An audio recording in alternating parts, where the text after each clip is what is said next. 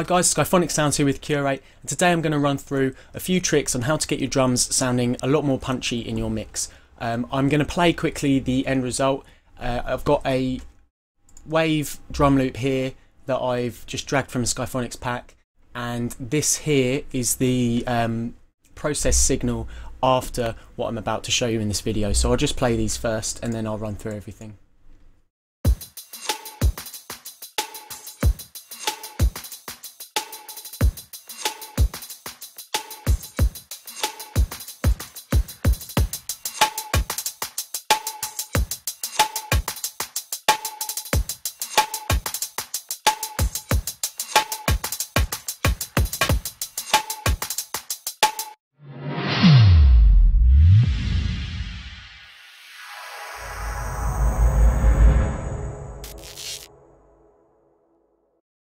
Okay, so the first thing we're going to do to really try and bring those transients out is create a parallel compression bus. So what that involves is sending the signal from this channel here over to a return bus where we will compress the sound quite drastically and then mix that compressed signal in with the original signal. So how we do that in Ableton is we go over to the mix board here, and as you can see we've got two buses which are automatically set up by Ableton anyway. I'm going to rename this one, get rid of that delay, and rename this the parallel compression bus. So I'm going to take this delay off of the bus now and put on a compressor. Now straight off the bat I know that this compressor is going to need to be very strong. It's going to be an overly compressed signal, and we're going to want no release and quite a short attack time. So we put the ratio right up and the threshold right down, so that's going to make the compression a very strong compression. The release is down so that the compression stays at that strength for quite a while, and then the attack we're bringing up so that we can maintain the transients and actually bring the transients out. So what I'll do is initially send this channel to just the send so we can hear the compressed signal only.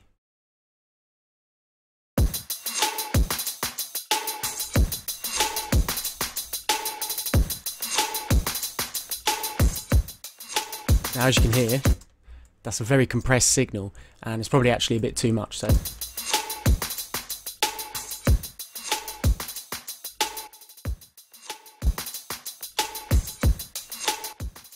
I'm going to take the makeup off so we don't have any volume issues. We can kind of hear it at the original volume.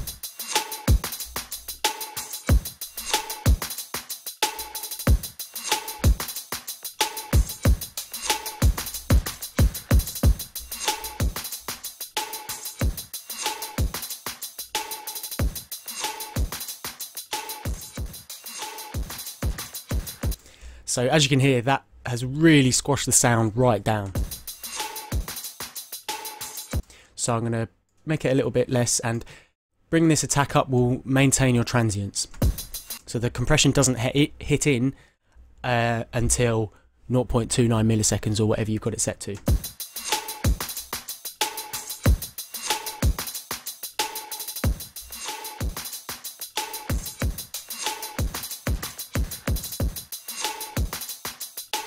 So as you can hear, it's a very strong compression and the transients are still there. So then what you have to do is take this off sends only, and you're mixing that overly compressed signal in with the dry signal. So that's the original signal with the wet signal, sorry.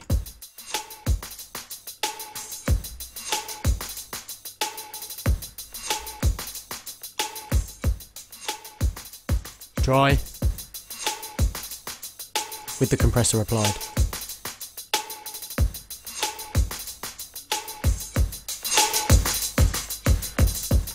Just bringing the volume up on that parallel compression because it's not standing out as much as I'd like it to.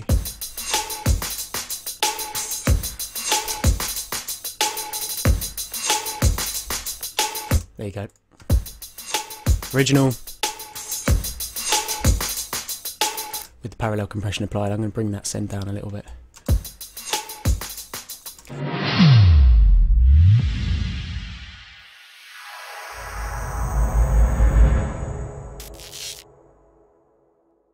Okay, so the other thing that you can do with this is create another send. So in order to create a send, we just go create, return track, and I'm going to call this one saturation. I'm just going to do this very quickly. Do exactly the same thing as before, and we're going to just put a, no, that's the wrong one. Just going to put an overdrive on here, which is a bit of extra. Essentially it's just distortion that we're going to mix in with the dry signal as well. So I'll do the same thing and play just the saturated signal.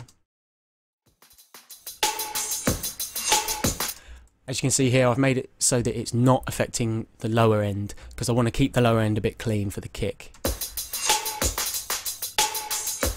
Bring the drive up.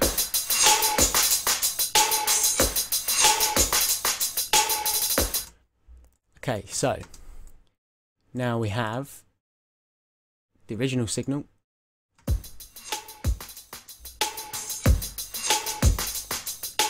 with a parallel compressed signal mixed in. Now obviously bringing these extra buses in on top of that signal is going to increase the volume, so we're going to compensate for that a little bit.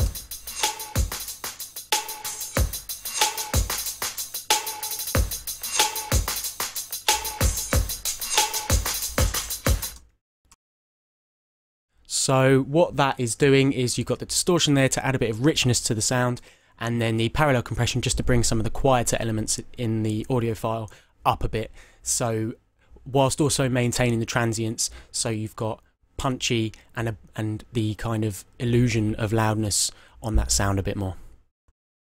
So the second thing I'm going to do to this loop is I'm going to go onto the original loops channel here, and I'm going to just add some EQ and then a transient shaper as well. So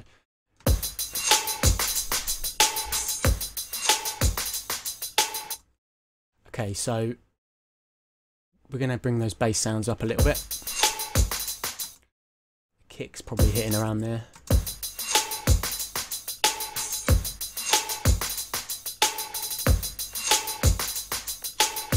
Okay, and then that snare sound, it's a really nice tone on that snare, so I want to bring that out a little bit. So I'm just going to make a really small notch here and then find where that frequency is hitting, which is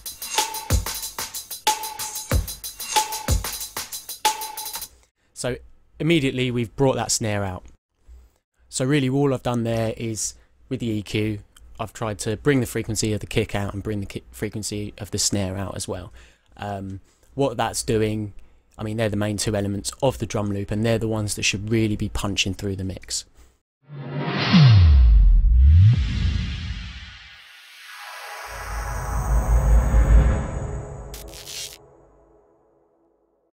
So on top of this, we're going to want to bring those transients out just a little bit more as well. So a way I do this is we're going to duplicate this track down. So we've just made a complete duplicate of that original signal here. This is still being sent to the sends, so it's still being processed. What I'm going to do is I'm going to go into the audio editor here. I'm going to click on to beats here. Excuse me. And this one here, I'm not sure what these arrows actually mean, but we're preserving the transients. So this signal here, you want the top one here. So what this is going to do is completely take out everything other than the transients. So the idea here is to have your original loop and then a transient channel, which is just the transients. What that's going to do is help bring out those transients a bit more. If you see here, as I drag this down, everything other than the transients is going to disappear.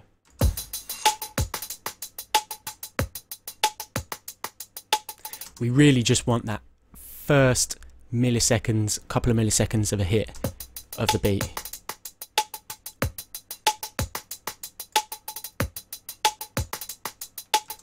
So if we now mix that in with the original signal, firstly I'm going to put a limiter on this channel because obviously doing this you're adding an extra, some more amplitude to that other channel. So we're going to just for more control over the volume really, I'm gonna put a limiter on here.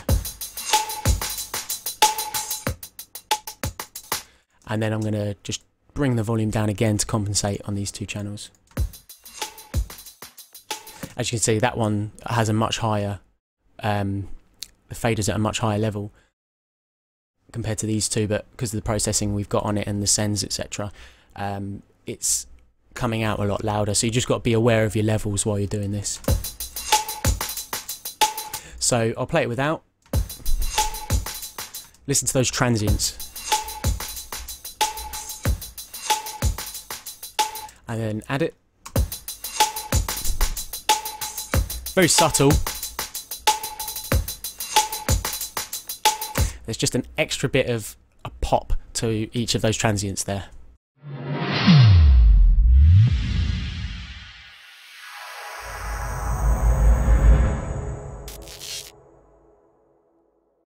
So the final thing I'm going to do to this is a feature that I think, as far as I'm aware, is only available in Ableton. But it's very easy to do, and all it involves is this one here, convert drums to new MIDI track. So what that's going to do is automatically detect your kicks, your hats, your snares in your drum loop and put it on a new MIDI channel for you. So if I do this now, what this then allows you to do, oh, here we go. What this is going to allow us to do is we'll be able to drag a new drum kit onto this MIDI channel, and then we're going to blend that in with the original drum loop. So we want something, I'm not too keen on layering the kick sound, so I'm going to put a bit of EQ on here. Just take out those lower frequencies so we're not messing up the low end again. Okay, so the kit that I was using for this was Coral kit. So you just drag from here. I mean, I'm just using the standard Ableton drum racks. Drag onto your channel.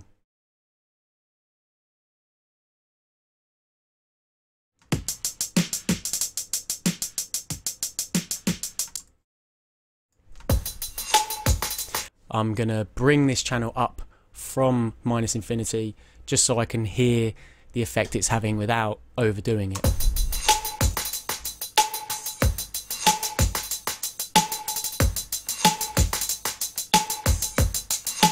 What I'm also going to do is I'm going to send this new MIDI kit to our parallel compression and saturation as well, just for consistency really. Obviously that's a lot louder, so I'm going to bring that down.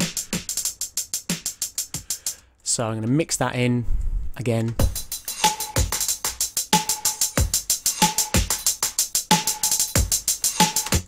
Now, the snare in this kit is a completely different tone. What I think the best thing to do, because the original drum loop here, the snare has a very prominent note. So what I'm going to do is I'm just going to find a snare that has that similar note, and then I'm going to drop that into the drum kit. So I'm just going to find one now. Okay, so I've found a snare that is what I think is the same note as the original drum loop, so I'm just going to preview that.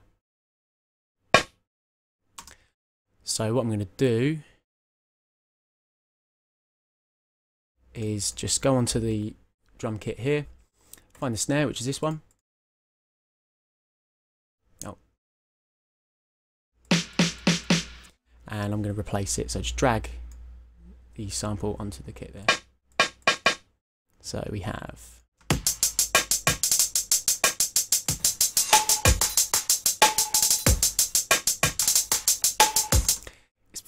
it's around about the right frequency. Those hats are very high, so I'm just going to bring those down.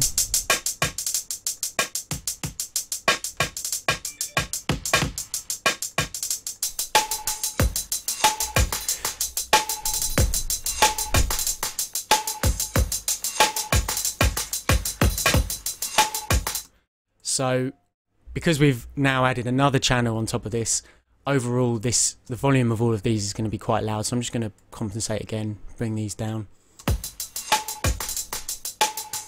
And there we have it. So I'll play the original signal again and then compare it to this one.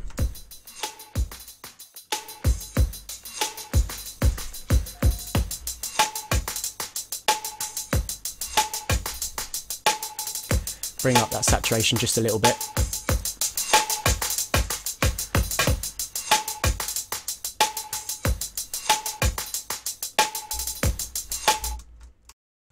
So as you can hear, overall it's just got a lot more punch and a lot more, the transients just come through a lot more, and it sounds a bit richer.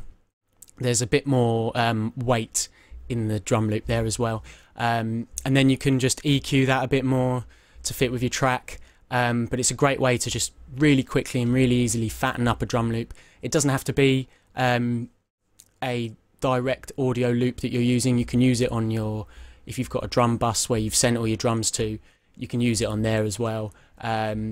Just a few tips to really help you bring out your drums in your mix.